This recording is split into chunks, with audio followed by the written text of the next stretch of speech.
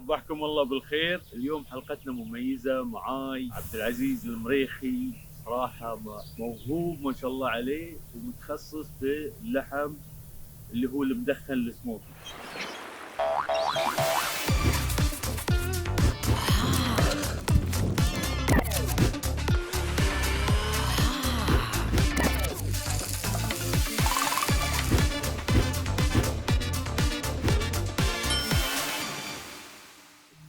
ايش بتسوي لنا اليوم ابو سعود؟ اليوم الله يسلمك عندنا بريسكت وعندنا بيف ربز اللي هي ضلوع البقر. ايوه. وعندنا البيف تشيكس اللي هي الخدود البقر. الله يسلمك البريسكت. اي مثل ما تشوف هني انا هذه القطعه لازم اشيلها. الله يسلمك. تشوف هذه ترى من احلى القطع فيها. شوف الماربلينج الماربلينج اللي فيها. في ناس يخلونها، في ناس يشلونها. انا انا من النوع اللي احب اشيلها واستخدمها في اشياء ثانيه. بس حلوه هذه للطبخ. هذه حلوه بس مثل ما شفت انت كبيره، فلازم تسوي اللحم، لازم تسوي عشان الطبخه تنتهي معاك نفس الوقت. في نفس الوقت تحت القطعه ذي بتشوف الفات والشحم زياده. وبعدها يوم تطورت وتعلمت وشفت نفسي شوي مقتدر، قدرت اخذت لي السموكر الكبيره هذه اللي طلبتها طلبيه خاصه من امريكا جايبها. ما شاء الله. صحيح. ما شاء الله عليك. والحين كم صار لك مع مشروعك هذا بلو سموك؟ صار لي سنتين. اي نعم، بس انا مركز في الايفنتات اكثر. شوف بعض المشاكل اللي تصيدني في الاوردرات، تحصل ان مثلا القصاب لما يقصب اللحم بياخذ لك شوي من اللحم هني، فكل لحمه تجيك غير، قطعه مقطعه تختلف. فمرات انت لازم يعني تحاول انك تتاقلم مع قطعه اللحم اللي عندك. تشوف هاي كلها الشحم الزايد.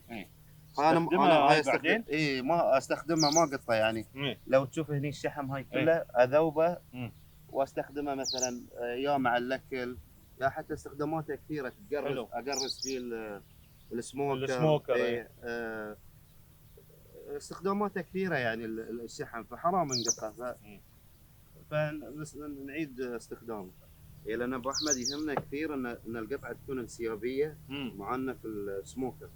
فانا مثل ما تشوف السموكر هي يعني اغلب الطبخ يكون فيه الكونفكشن اللي هو بالهواء.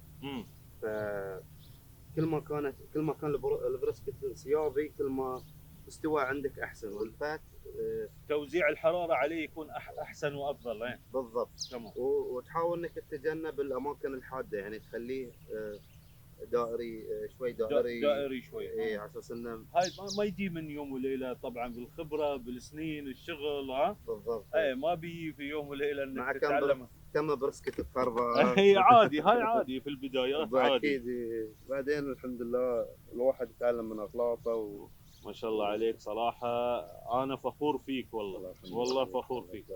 شنو انواع هل الحطب يفرق مع الطعم؟ اي نعم يفرق. شنو احسن الانواع الحطب اللي انت تستخدمها؟ استخدم الاوك اللي هو البلوط.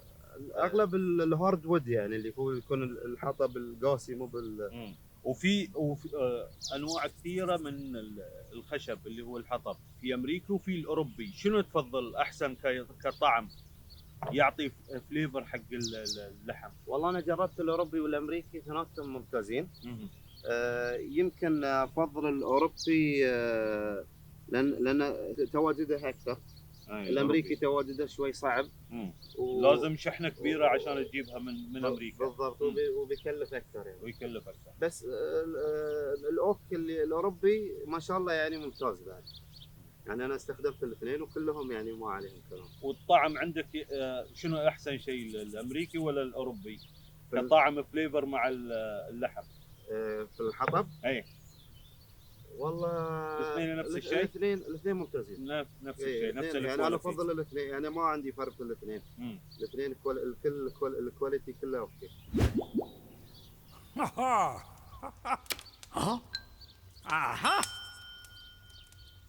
اول ما بديت كانت القطعه كبيره، الحين ضبطتها سويتها مثل ما احنا محتاجينها. نظفناها تقريبا، خسرنا فيها كيلو ونص تقريبا او كيلوين. والحين بنتبلها. اول شيء انا احب ابلش من من القطعه من تحت، من تحت. لان من فوق بتكون هاي قطعه البرزنتيشن، بتكون هاي طريقه التقديم بتكون من فوق. فتبتدي اول شيء اللي هو الماسترد على اساس ان البهارات تمسك شوي فيه. دائما مع اللحم انا دائما استخدم الماسترد وايد يعطي طعم حلو. الماسترد حلو، يعطيك طعم خفيف شوي فانا اتبل الاساس عندي ملح وفلفل اسود. وانا الفلفل الاسود لو تلاحظ ابو احمد مجروش حبات كبيره شوي، احلى، هاي يعطيه فليفر احسن. وحق الطبقه اللي بتصير مع السموك يعطيك شوي تكستشر في الخشونه وطعم احلى اكثر. وكل ما كان اكبر كل ما يعني ما يحترق الفلفل الاسود معك. وانت تشوف ان انا بكبس عليه ما افركه، لان لو تفرك البهارات بتتكتل معه، واذا تمسح عليه بتتكتل البهارات، وهي شيء ما تبي. وهذه هي البهارات السحريه. ايوه نزل شوي. الحين هذه خلصنا من الطبقه اللي تحت، اللي هي بتكون تحت السموكر. أيوة. وهذه بتكون اللي فوق. هذه الطبقه اللي فوق.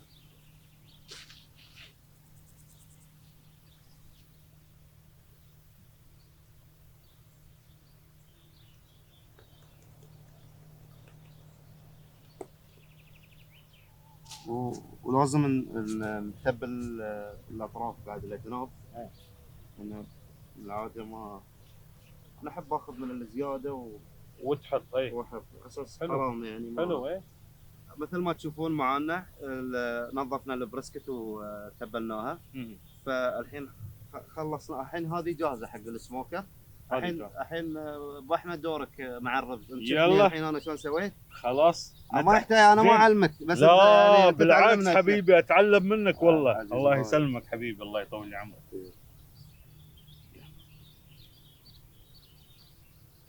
مثل ما شفت ابو سعود.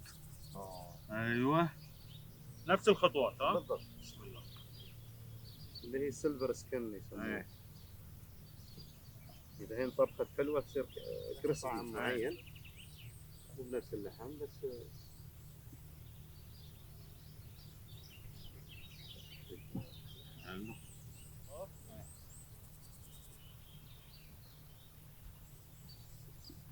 هالقطعتين بعد 12 ساعة 13 ساعة بناكلها وبنقول شنو؟ يا سلام يا سلام.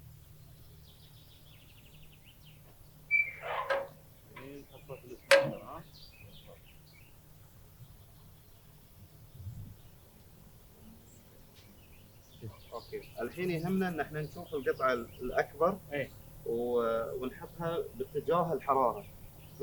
اي، وخاصة اللي اذا فيها فات أكثر نحطها مواجهة الحرارة.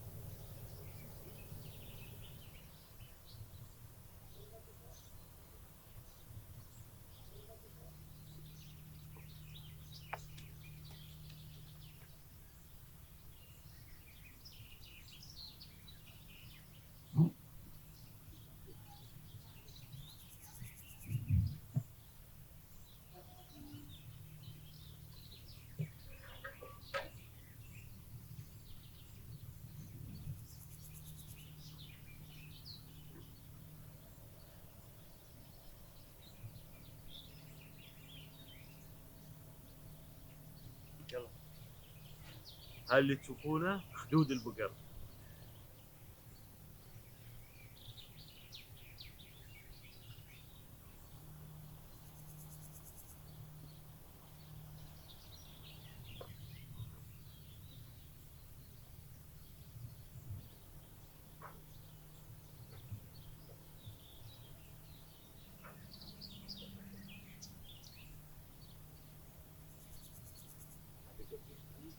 بسم الله.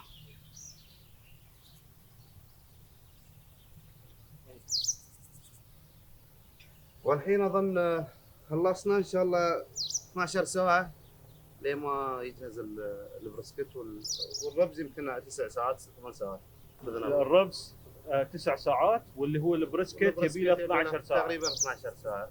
والبيف تشيكس له طريقة ثانية. الحين احنا نسوي له سموك. عقب بننقعه في الزيت على نار هادية لمدة تقريبا 4 ساعات، يصير نفس طريقة الكونفيت.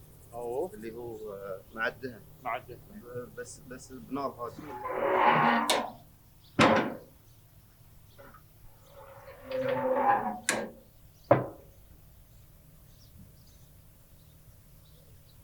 اللي تشوفونه معانا في الفيديو اليوم إريك مساعد عبد العزيز، والحين راح يورينا الخطوات الثانية. What you will do, Eric? Show us. So basically, the extra meat that we get from the brisket, we usually use it for making sides, like beans, smoked beans. So basically, we season it and then we smoke it with the meat, but it will take less minutes because it's smaller piece of meat. Piece. So and then after it's ready, we can cube it and then add it to the beans, the smoked beans. Yeah, So let's do it. We won't spice it too much because also we'll put some spices also in the beans. And the beans. So it's just a little bit to give it that flavor. Yes. So the beauty. This is the most satisfying part of it. As much as you want, you can add a little bit more if you want to, which is totally okay. And then you can now take the salt, put some seasons on the beans as well. All right. Yeah.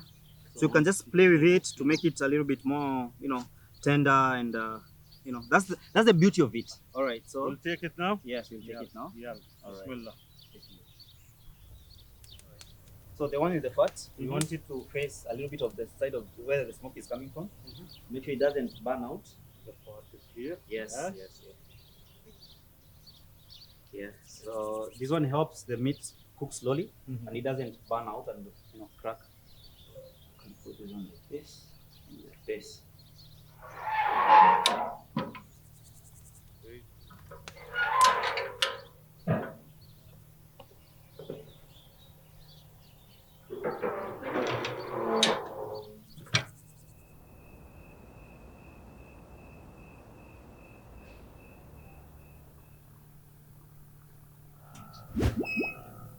Aha!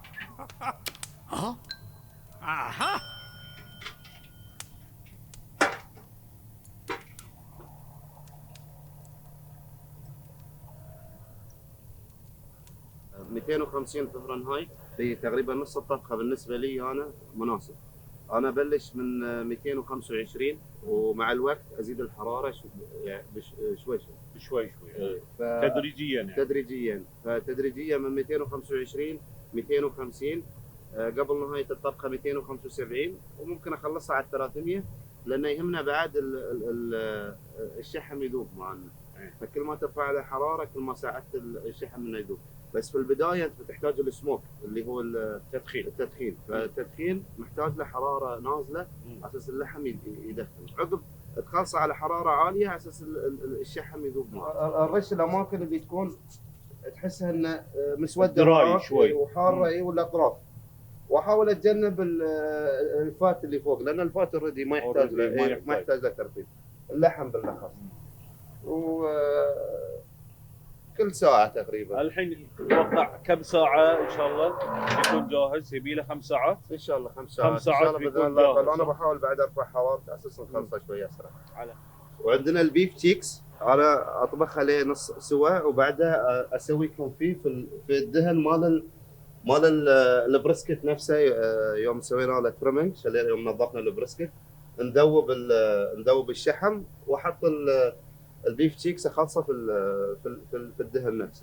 ابو سعود حبيبي ابيك تعلمنا شوي، تعطينا معلومات زياده على الجبن اللي هي المدخنه اللي ورانا.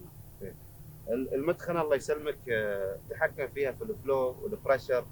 فمرات انا احتاج ان الفلو يكون عندي سريع فافتح عليه زياده فبتكون الحراره تمشي اسرع من اذا كنت انا مخليها مسكره. واذا كنت بحبس الحراره فيها فسكرها واحبس الحراره فيها زياده. انا احب ان ابلش لما ابتدي في الطبخ واسكر عليها تقريبا 70%. نص الطبخه 50%. عبد العزيز هذا اللي هو خشب اللي تستخدمه حق التدخين؟ اي نعم. اللي هو البلوط، خشب البلوط اللي هو الاوك. هل هو الحجم ولا الشكل يفرق معك؟ بالضبط الحجم كثير يفرق معي. والوقت اذا احط الحطب اذا حطب صغير بحتاج كل مثلا 10 دقائق ربع ساعه فالكبير يعطيني مساحه ان كل 40 دقيقه 45 دقيقه احط لي كل ما كان الحجم اكبر كل كل ما ما يساعدك انه يعطيك مثلا وقت زياده. اي وقصه لو تشوف هاي فلات اي وهاي تشوفها مثلا مثلثه مثلثه. عشان المشاهدين. حتى حطيتها في المكان. في المكان يفرق معي. المسطحه احبها تكون فوق اللهب على اساس انه تسكر عليه. اي تسكر عليها. تمام الحين عرفت. لان انت الحين شو اللي تحاول انك تتجنب يكون اللهب مرتفع وايد. نقط المسطحه قدام والمثلثه ان الهواء لما بيضرب فيها عندك نفس البلوك يعني ما يعني كانه يعزل الهواء. اي عايق عليه. فيخلي الهواء يروح فوق او انه ينزل تحت. وان شاء الله يبي له يعني تقريبا 5 ساعات ان شاء الله الاكل يكون جاهز باذن الله. 5 ساعات باذن الله. باذن الله ان شاء الله. مثل ما تشوفوا في فهد خبر الشحم اللي ذوبناه. انا احب اخلطه مع البطاط واسوي سموك. يعطي طعم على كيف طعم حلو ما شاء الله. فيعني مثل ما تشوف انا احب استغل الاشياء اللي عندي ما ارميها يعني.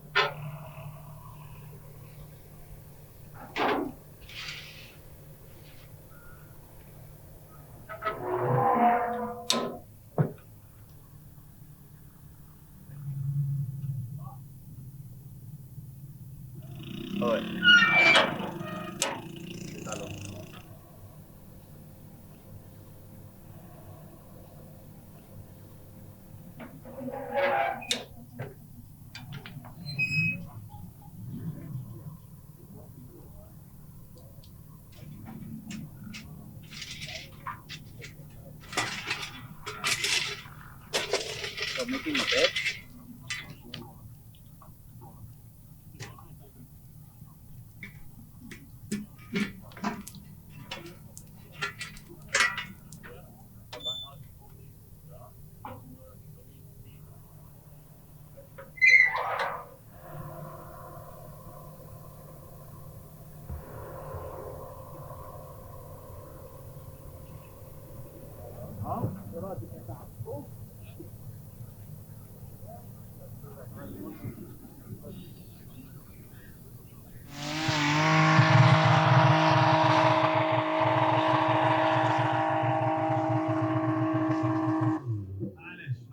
رن اول عندك محاوله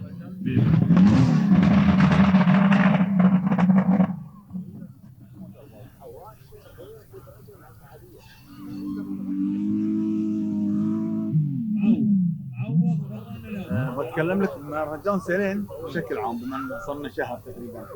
كان نسختها الاولى اللهم لك الحمد اول شيء باشكر قطار قطر كالندر سي شو. طبعا اللي تشوفون هذا كله من تركيب سياره تم عدد كلمات. سوينا بطولات خليجيه بشكل عام 7 بطولات 3 اسابيع كاول نسخه. الحمد لله شفنا المقياس على ال5 بطولات اللي راحت. البطوله السادسه اليوم المقياس ناجح اللهم لك الحمد. بكره بعد عندنا بطوله جديده ايضا من نوعها اسمها راس براس هيد تو هيد. هيد تو هيد اي نعم مسوينها للمتعه وبطوله. كان نسختها الاولى. امس كانت عندنا بطوله اذا تشوف الثرى هني اسمها تحدي المساء.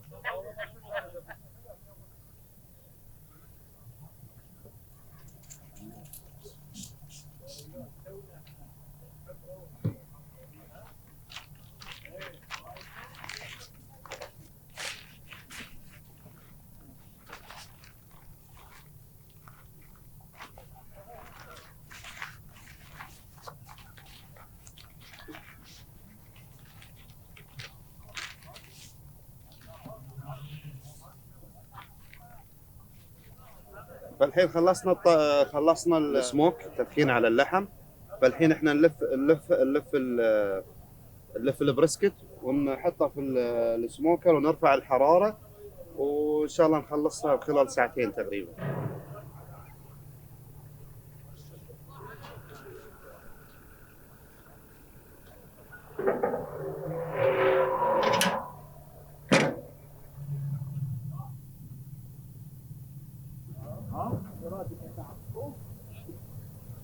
بشر استوى ولا ما استوى؟ الربز استوى، باقي البريسكت. يلا نشوف.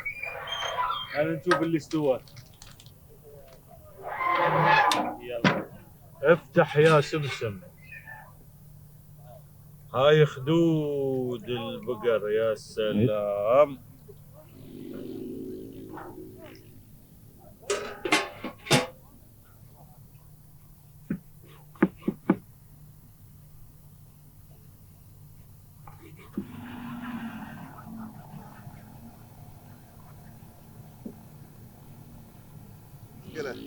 بسم الله. سم الله عدوك. هاي خدود البقرة. بسم الله. هي لقمتها ثقيله شوي لان فيها دهن. لا بس طعم السموكي واضح فيها. لان عندك الدهن سموك واللحم بعد سموك. هذه نسويها بعد ساندويتش. اوه هاي حلوه تطلع على ساندويتش. كيف على كيفك. I'm cutting a brick, you know. This one you can see how soft it is. Yeah. السكينة هذيك تعبانة. إيه شوف الحين هاي شلون قصي. حادة ذي.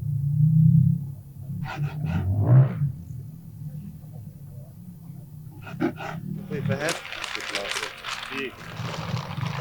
صاير شوفه كأنه كراميل. ايه نفس ذهبي. ايه فهاي كلها من الفلو.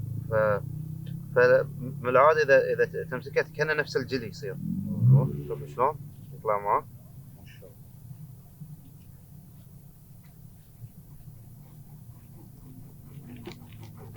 زبدة ما شاء الله. ها كأنك قاعد تقص زبدة.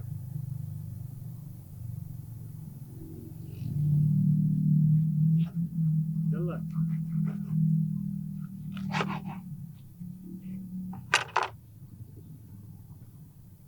تعال. هذه ايوه جرب قول لي رايك. هاي خد البقرة شيء. ها شفت طعم السموك شلون؟ جوسي يعني من القلب. نعم يا سلام. شوف شلون العظم.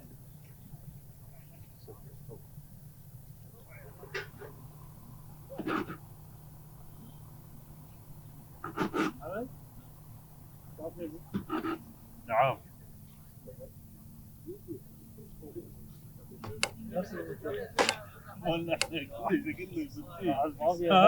لا والله وايد حلو. لازم اجرب. لا لازم. ايه في لحم البروسكي. بسم الله. هذا البريسكت جهز معنا بعد تقريبا 12 ساعة ونص ان شاء الله. تاخذ وقت. ايه تاخذ وقت اكثر. فان شاء الله الحين بنخليها تريح مالت ساعتين زمان، وان شاء الله بنقصها. بنقصها ان شاء الله على خير ان شاء الله. يا هلا. بسم الله. يلا بسم الله. بس شوف ما شاء الله. شوف شلون.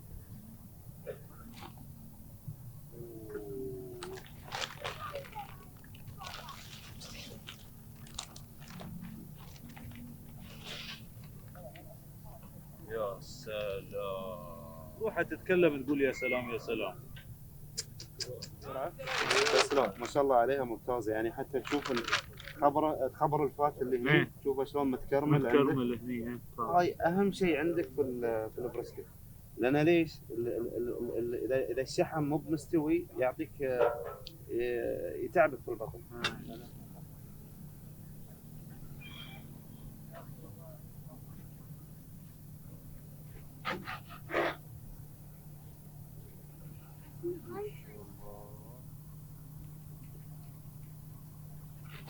الساعة 6 الصبح. الريحه يا شباب.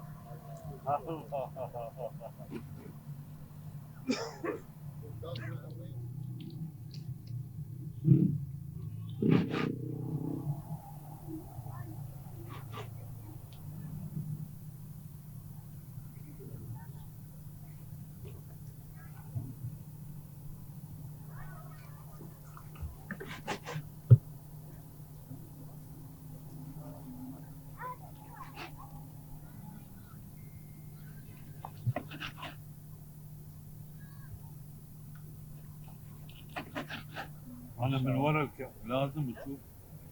جربها يا عبد الله. شلون دي؟ شيء ها؟ هذه صينية نسميها صينية يا سلام يا سلام. بس لحين ما خلصنا. لحم بعد؟ في زيادة بعد؟ زيادة. يلا وين يلا. تروح؟ ايوه.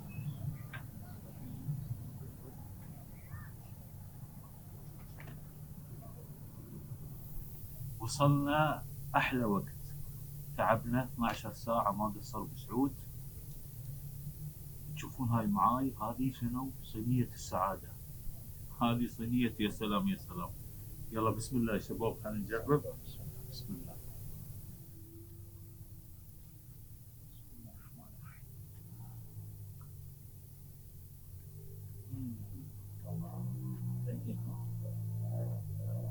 حلو ما شاء الله. سميت. مثل ما شفتوا بدينا من الساعة 6 الصبح ما قصر بسعود. شفتوا شرح شلون يسوي اللحم المدخن. اللحم اللي انا جربته بدون مبالغة ما جربته في مطاعم عالمية، وحتى عندنا في الدوحة ما في نفس هالمستوى. عبد العزيز يستاهل كل الدعم. تشوفون حسابه موجود، بحط حسابه. تبون نفس اللحم دشوا عليه في حسابه واطلبوه، يستاهل كل الدعم عبد العزيز. تعال.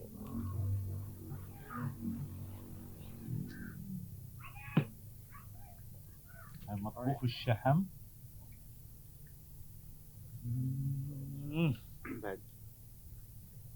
قطعة البسكت. Aha! طعم مدخن لذيذ جوسي خفيف، وايد خفيف على المعدة. شفتوا طريقة طبخه 12 ساعة. زبدة كأنك قاعد تاكل زبدة.